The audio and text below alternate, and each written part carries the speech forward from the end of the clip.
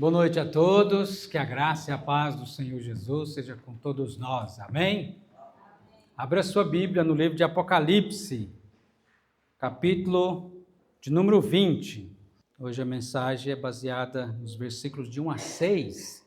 Diz a palavra de Deus: Então vi descer do céu um anjo, tinha na mão a chave do abismo, uma grande corrente.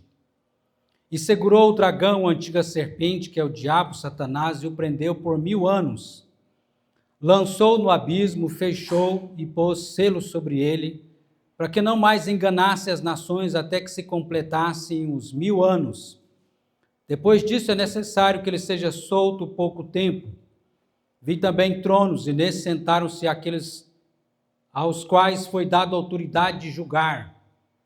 Vi ainda as almas dos decapitados por causa do testemunho de Jesus, bem como por causa da palavra de Deus, tantos quantos não adoram a besta, nem tampouco a sua imagem, e não receberam a marca na fronte e na mão, e viveram e reinaram com Cristo durante 1000 anos. Os restantes dos mortos não reviveram, ou não viveram, até que se completassem os 1000 anos. Esta é a primeira ressurreição. Bem-aventurado e santo é aquele que tem parte na primeira ressurreição. Sobre esse, a segunda morte não tem autoridade. Pelo contrário, serão sacerdotes de Deus e de Cristo e reinarão com ele os 1000 anos. Quando, porém, se completarem os 1000 anos, Satanás será solto da sua prisão e sairá a seduzir as nações que há nos 4 cantos da terra, Gog e Magog, a fim de reuni-los para a peleja. O número dessas é como a areia do mar. Marcharam então pela superfície da terra e sitiaram o acampamento dos santos, a cidade querida. Desceu, porém, fogo do céu e os consumiu. O diabo, o sedutor deles, foi lançado para dentro do lago de fogo e enxofre, onde já se encontram não só a besta, como também o falso profeta, e serão atormentados de dia e de noite pelos séculos dos séculos. Vi um grande trono branco, e aquele que nele se assenta, de cuja presença fugiram a terra e o céu, e não se achou lugar para eles. Vi também os mortos, os grandes e os pequenos, postos em pé diante do trono. Então se abriram livros, ainda outro livro, o livro da vida foi aberto, e os mortos foram julgados, segundo as suas obras, conforme se achava escrito nos livros.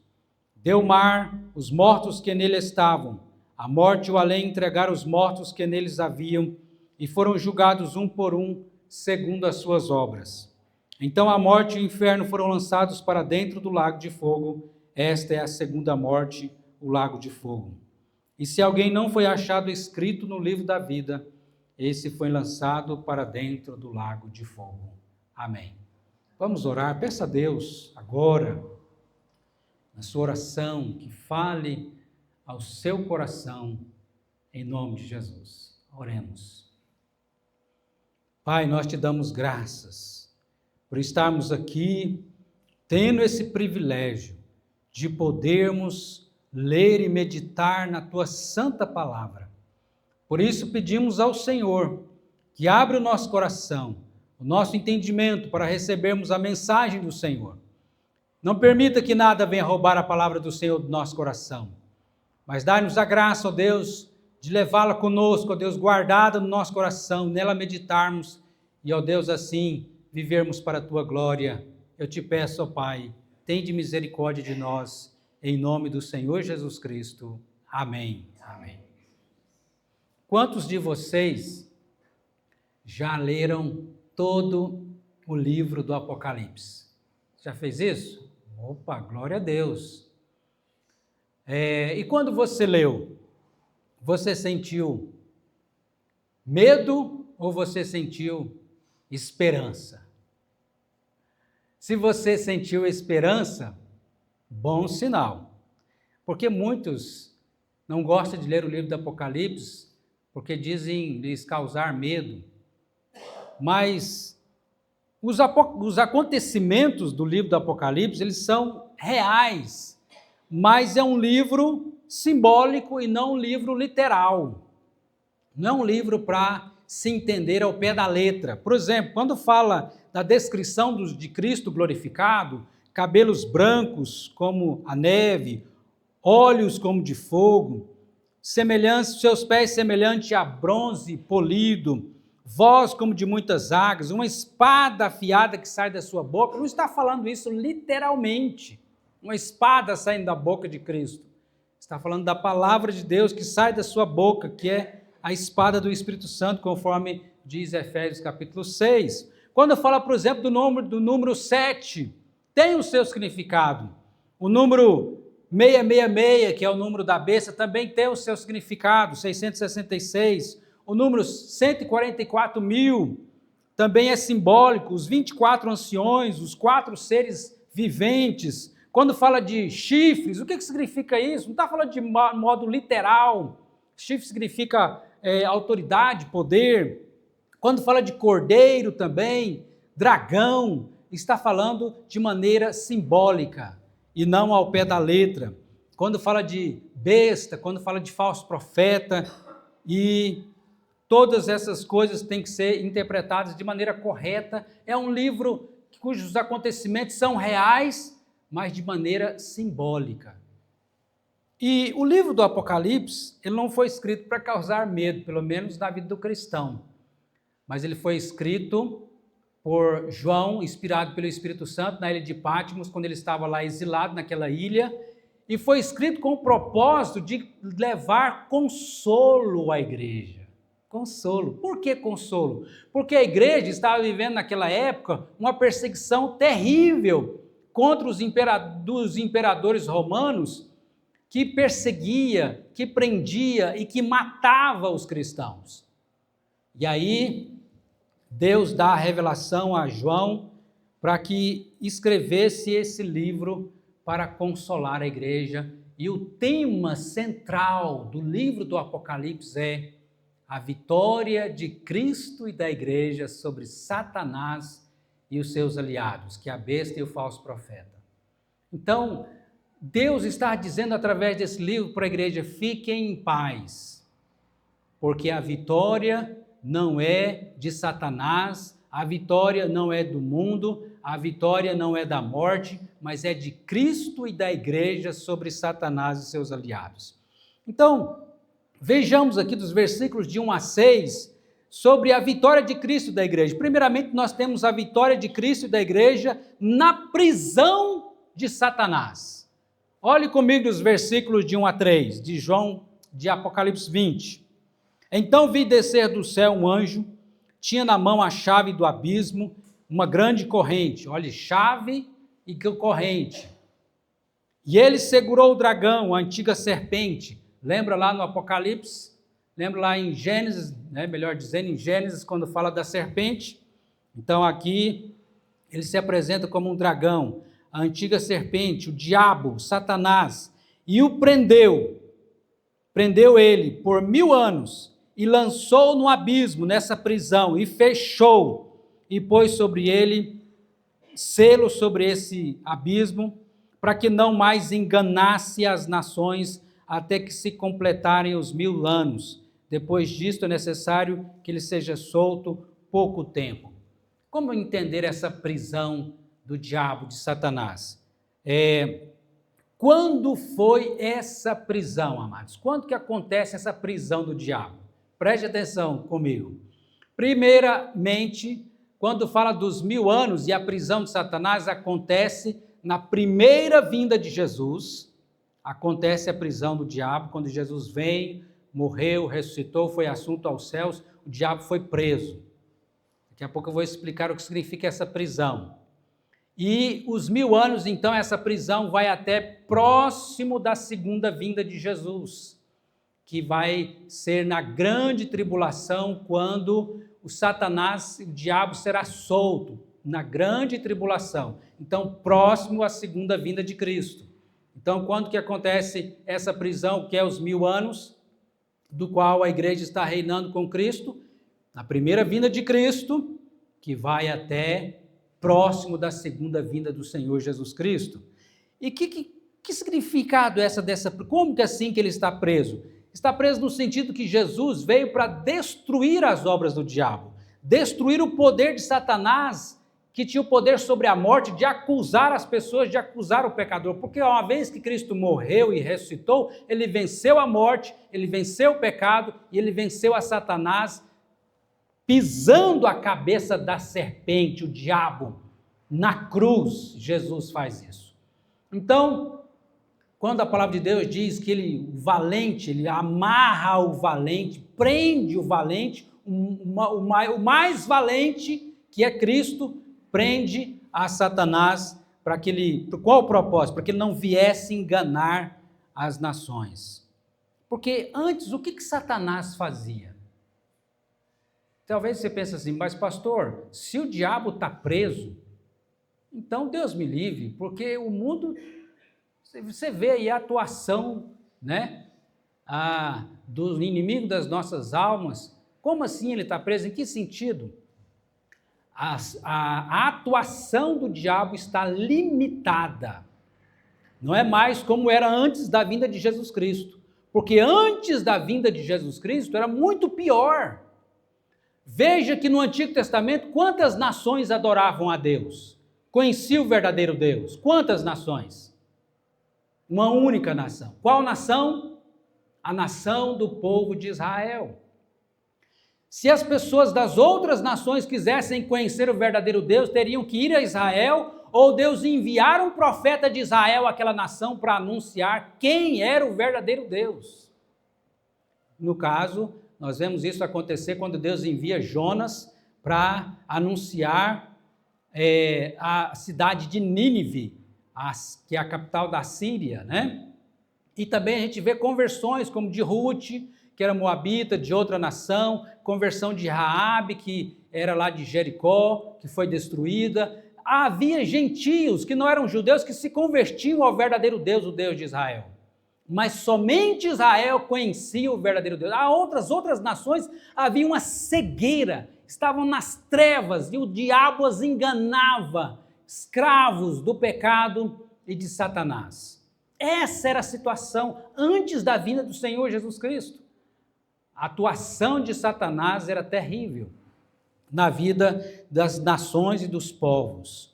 Mas na vinda do Senhor Jesus Cristo, o que acontece? Jesus amarra a Satanás, o prende nessa prisão de 1000 anos, e que não é literal também, é simbólico, né? Que se for contar da primeira vinda de Jesus Cristo até hoje, nós temos quantos anos?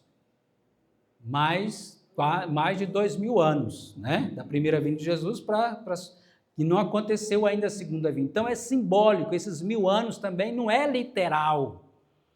E quando Jesus Cristo vem então, e Satanás é preso, olha o que acontece, meus queridos. Agora, todas as nações do mundo é anunciado o evangelho do reino de Deus. Jesus diz lá em Mateus 28, versículo 18, toda autoridade me foi dada nos céus e na terra, e de, portanto, fazer discípulos de Israel apenas? Não, de todas as nações, batizando em nome do Pai, do Filho e do Espírito Santo, ensinando-os a guardar todas as coisas que vos tenho ordenado, e eis que estou convosco todos os dias até a consumação do século.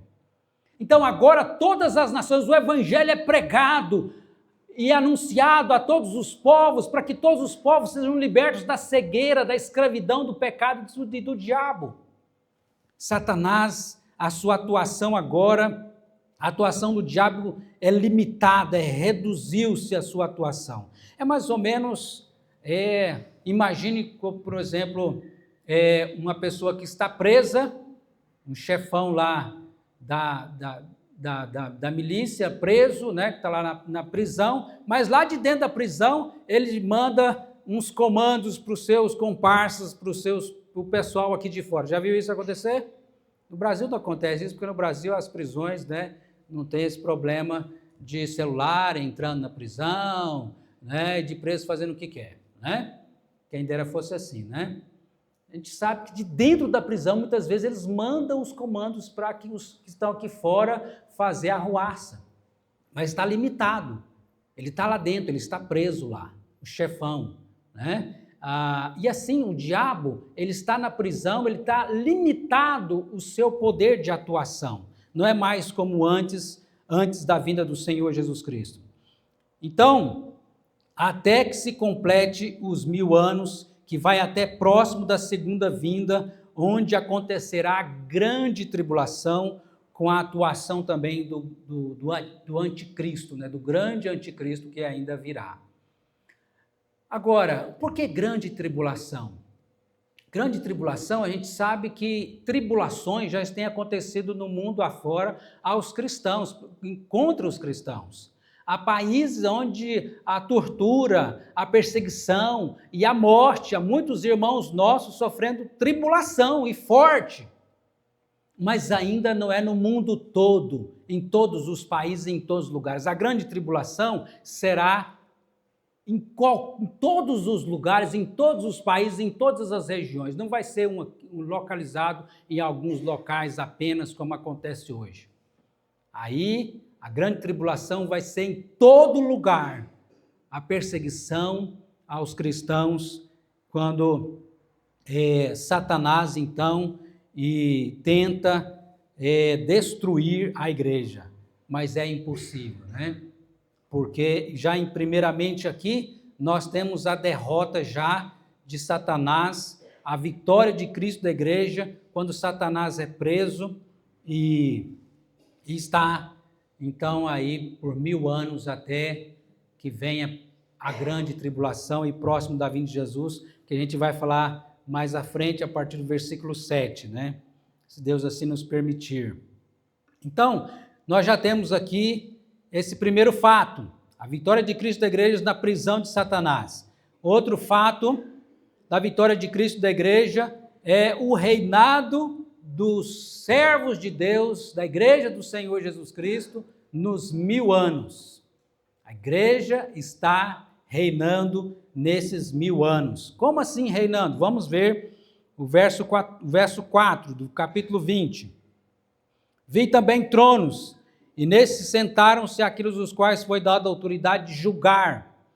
Vi também as almas dos decapitados por causa do testemunho de Jesus, bem como por causa da palavra de Deus, tantos quantos não adoram a besta, nem tampouco a sua imagem, e não receberam a marca na fronte e na mão, e viveram e reinaram com Cristo os 1000 anos. Viveram e reinaram com Cristo os 1000 anos. Precisamos entender que as almas dos crentes que já estão no céu estão reinando com Cristo. E os ímpios, onde estão os ímpios? Quando o ímpio morre, quando aquele que não tem Jesus Cristo morre, ele vai para onde? Ele está no inferno. A alma do crente está no céu, está reinando com Cristo, e a alma dos ímpios, daqueles que não se converteram a Cristo, já vão para o inferno. Quando fala aqui de trono, está falando de autoridade e realeza. Lembre-se de 1 Pedro, capítulo 2, versículo 9, que diz, Deus dizendo à igreja, vós sois raça eleita, sacerdócio real, nação santa, povo de propriedade exclusiva de Deus. Para quê? Para proclamar as virtudes daquele que nos chamou das trevas, lembra? Das trevas que você estava, agora para a sua maravilhosa luz. Louvado seja Deus. Amados, a igreja triunfante, que já está no céu, que nós temos a igreja militante, que está na terra, e a igreja triunfante, que já está no céu, está reinando com Cristo. E o que significa a primeira e a segunda ressurreição? A primeira ressurreição é quando o crente morre e vai para o céu, a sua alma. Então, ele não está, na verdade, morrendo fisicamente, mas sendo ressurreto para estar no céu com Cristo. Por isso que Paulo vai dizer que o meu viver é Cristo e o morrer é lucro. O viver é Cristo e o morrer é lucro. Porque está na glória, irá para a glória celestial. Já a segunda ressurreição do crente é a ressurreição do corpo, porque o corpo dele está aqui. A alma está no céu, o corpo está aqui. Quando Jesus Cristo voltar, o seu corpo vai se unir à sua alma, que já está no céu, mas agora um corpo glorificado, um corpo como o corpo do Senhor Jesus Cristo, quando ele ressuscitou dentre os mortos. Agora, já o que acontece na vida do ímpio é diferente. Na vida daquele que não é convertido a Jesus Cristo já é diferente, é totalmente diferente. Porque já na vida do ímpio, a primeira morte é a morte do corpo. Como todos estão aí partindo, né? A morte do corpo. A segunda morte, como diz aqui a palavra de Deus, é o inferno. A segunda morte é o inferno.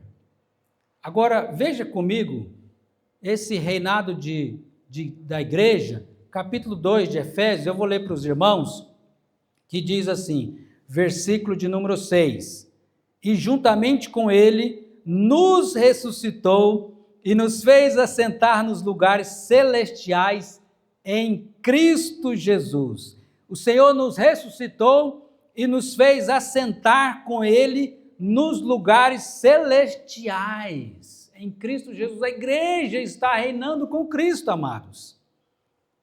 Os nossos irmãos que já partiram estão reinando com Cristo. Como assim que eles estão reinando, pastor?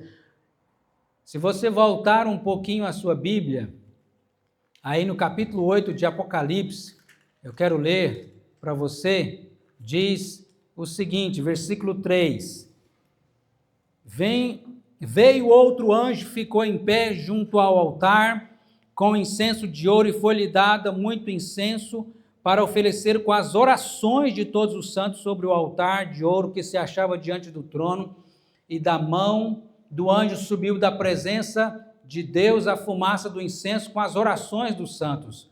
E o anjo tomou o incensário, encheu do fogo do altar e atirou à terra. E houve trovões, vozes, relâmpagos e terremoto.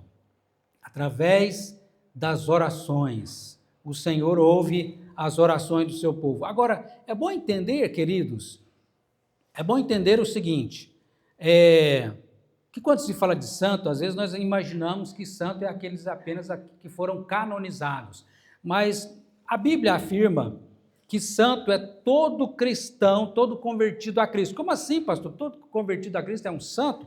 Olhe, vou mostrar um texto para você, que está lá em 1 Coríntios, se você quiser abrir lá comigo, 1 Coríntios, no capítulo de número 1, versículo de 2 e 3, 1 Coríntios. Quando Paulo escreve as suas cartas às igrejas, ele sempre se refere aos cristãos de que modo? Como ele fala sobre os cristãos? Ele diz o seguinte, 1 Coríntios 1, isso também está nas outras cartas, eu estou citando essa carta aqui, que diz aí versículo 2 e 3, a igreja, Paulo vai dizer, a igreja de Deus que está em Corinto, cidade de Corinto, aos santificados em Cristo Jesus, chamados para ser santos, com todos os que em todo lugar invocam o nome do nosso Senhor Jesus Cristo. Então, a igreja do Senhor Jesus Cristo, chamados para ser santos, juntamente com todos que invocam o nome do Senhor Jesus Cristo, Senhor deles e nosso. Graça a vós outros e paz da parte de Deus, Pai, e do nosso Senhor Jesus Cristo. Então, Paulo está chamando a igreja de santos em Cristo Jesus. Também Pedro, o apóstolo Pedro, na sua carta, capítulo 1, versículo 16, de 1 Pedro, diz assim, porque está escrito, sede santos, porque eu sou santo. Deus dizendo à sua igreja, sede santos, porque eu sou santo. Pastor, quer dizer que eu nunca mais vou pecar, porque agora eu sou um santo? Você, no sentido de que é separado para Deus, nesse sentido, não é que você nunca mais vai pecar nessa terra, você vai viver uma vida de santidade, de pureza, de santificação, não mais lambuzar na lama do pecado. Agora Deus te separou, isso é ser santificado para Deus, você viver uma vida de santificação.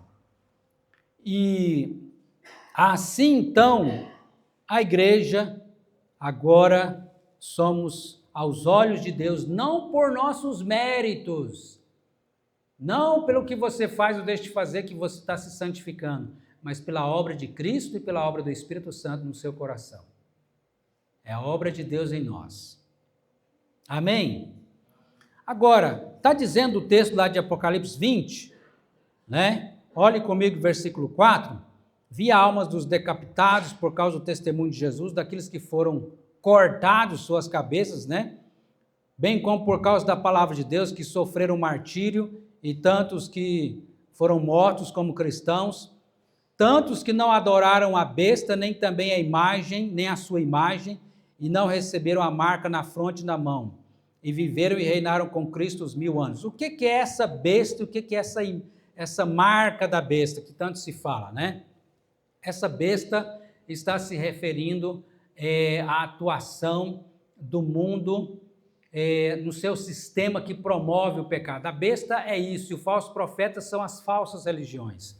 E a marca da besta aí, esse sistema do mundo que promove o pecado, que é 666, 666 quer dizer que nunca consegue chegar a 7, porque 7 é a perfeição de Deus, é sempre 666 é número de homem. É o homem querendo ser Deus, mas nunca será. O homem tentando ser Deus, mas nunca será. Né? Porque o número de 7 se refere a Deus, só Deus é perfeito. E aí, quando se fala de mão, a marca na testa e a marca na mão, o que significa isso? A marca da besta não é uma obra da tecnologia, como alguns pensam, será um chip na mão, chip na testa, chip no... Não é marca de tecnologia.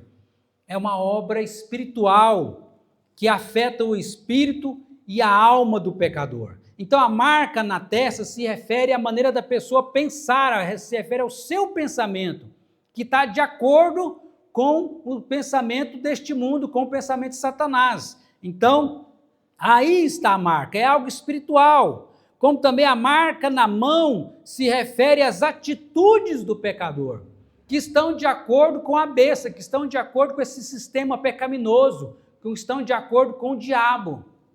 Essa é a marca daquele que não tem a Jesus Cristo como Senhor e Salvador, está marcado pela marca da besta. O seu pensamento e as suas atitudes estão vivendo de acordo com o pecado e não de acordo com a vontade de Deus. Já o crente, o convertido a Jesus Cristo, tem também a marca, que é o selo do Espírito Santo, que influencia a sua maneira de pensar e agir, e o seu pensamento e as suas atitudes. Você também tem o selo do Espírito Santo, mas bem diferente da marca da besta, né? Mas influenciando a sua maneira de pensar, porque o Espírito Santo está ensinando você a pensar de acordo com a palavra de Deus, de acordo com aquilo que Cristo deseja para você. Por isso que Paulo vai dizer, tende em vós a mente de Cristo. Nós temos a mente de Cristo. Nossa mente está liberta do pecado para pensar segundo a vontade de Deus. E também as nossas ações, as nossas atitudes para viver de acordo com a vontade de Deus. Essa é a marca do cristão, da marca do Espírito Santo, o selo do Espírito Santo na nossa vida, conforme vai dizer lá, Efésios capítulo 1, versículo 13 e 14, e aí Paulo também vai dizer ao apóstolo Paulo, para que sejamos cheios do Espírito Santo, porque quanto mais cheios do Espírito Santo, conforme Efésios 5, 18, mais você vai pensar como Cristo e vai agir como Cristo. Amém? E aqui, meus amados, nós temos a vitória de Cristo da igreja no reinado dos 1000 anos, a igreja triunfante que está com Cristo na glória e a igreja militante que está aqui, para que nós possamos viver não conforme o mundo que tem a marca da besta no seu pensamento, nas suas ações, mas conforme o Espírito Santo, na maneira de pensar e de agir conforme o Senhor Jesus Cristo, sendo discípulos de Jesus. E terceiro e último, a vitória de Cristo e da igreja na ressurreição. Olhe comigo os versículos 5 e 6 de Apocalipse 20, versos 5 e 6. Os restantes dos mortos não viveram, melhor tradução é viveram, até que se completassem os 1000 anos. Esta é a primeira ressurreição, que é a ressurreição da alma que vai para o céu já, quando morre aqui. Bem-aventurado e santo é aquele que tem parte na primeira ressurreição. Sobre esses, a segunda morte não tem autoridade. Pelo contrário, serão sacerdotes de Deus e de Cristo e reinarão com ele os 1000 anos. Como nós dizemos, o que é a primeira ressurreição? As almas dos crentes que estão no céu agora ressuscitaram para a glória celestial. Estão com o Senhor, reinando com Cristo. E o que significa a segunda morte? O inferno. Olha comigo, versículo 14. Então a morte e o inferno foram lançados para dentro do lago de fogo. Esta é a segunda morte, o lago de fogo. E aí diz aqui o texto que bem-aventurado, o que significa bem-aventurado? Feliz, abençoado, bem-aventurados e santo é aquele que tem parte na primeira ressurreição. Felizes, abençoados são esses. O que está acontecendo com os nossos irmãos e irmãs que já morreram em Cristo? Eles estão reinando com Cristo. A igreja militante está aqui na terra, orando, evangelizando como sacerdote de Deus. Essa é a nossa missão. E a igreja triunfante que já está no céu, está reinando com Cristo. E Deus chama a sua igreja de bem-aventurados e santo. E nós podemos ver também lá no texto de Mateus, capítulo 5, por 9 vezes, Jesus chama seus discípulos de bem-aventurados, bem-aventurados, bem-aventurados, bem-aventurados. Deus chama a sua igreja de bem-aventurados. Porque você não sofrerá o inferno, que é a segunda morte, mas tem a vida eterna. Amém? Eu quero concluir dizendo o seguinte, pergunta para mim e para você, vale a pena ou não fazer parte da igreja de Cristo? Vale a pena? Vale a pena ser do Senhor Jesus? Vale a pena fazer parte da igreja de Deus? Amém? Com Cristo nós venceremos, nós vencemos o pecado, vencemos o diabo e vencemos a morte. Isso é maravilhoso, queridos. Em Cristo nós somos um reino de sacerdotes e reinamos com Cristo. Com Cristo nós vamos experimentar a primeira e a segunda ressurreição e teremos um corpo glorificado, onde habitaremos no céu, novos céus e nova terra. Glória a Deus, glória a Deus. Então, se você é um convertido a Cristo, preste atenção nisso, se você é um convertido a Cristo, meu amado, agradeça a Deus por você ter a marca, o selo do Espírito Santo na sua vida e não a marca da besta.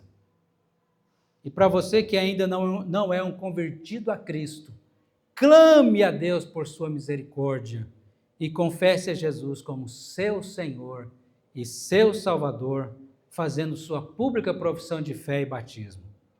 Caso contrário, o que te aguarda é o juízo final sem Cristo como seu advogado. Não queira isso. Fale com Deus agora. Vamos orar e dizer, Deus, eu quero o Espírito Santo. Eu quero a salvação. Se você não tem certeza da sua salvação, peça para Deus agora. Ele não trouxe aqui você por acaso. Você ouviu a palavra dele. Agora é a vez de você responder a essa palavra em oração. Vamos ficar de pé e vamos orar?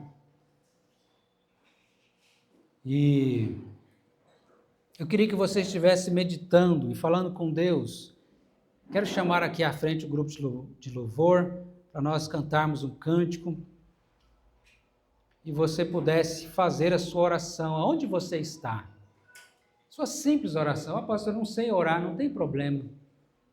Deus não quer palavras bonitas, Deus quer um coração aberto a Ele. Se você dizer, Deus, me salva, essa simples e sincera oração, Deus está te ouvindo. Feche seus olhos, ore comigo. Deus querido, Deus maravilhoso. Ouça, Senhor, a oração de cada pessoa aqui, Pai. Em nome de Jesus Cristo.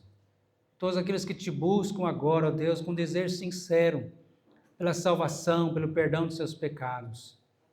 Ó Deus, por fazer sua profissão de fé, seu batismo, abençoa, Pai. E também, meu Deus, aqueles que já têm a certeza da salvação. Ó Pai amado, em nome de Jesus, que o Senhor nos encha do Espírito Santo. E nós te agradecemos pela vitória de Cristo da igreja, sobre Satanás, sobre a morte, sobre o pecado, porque reinamos com Cristo, ó Deus, e vamos ressuscitar. Temos a vida eterna, em nome de Jesus. Amém. Amém.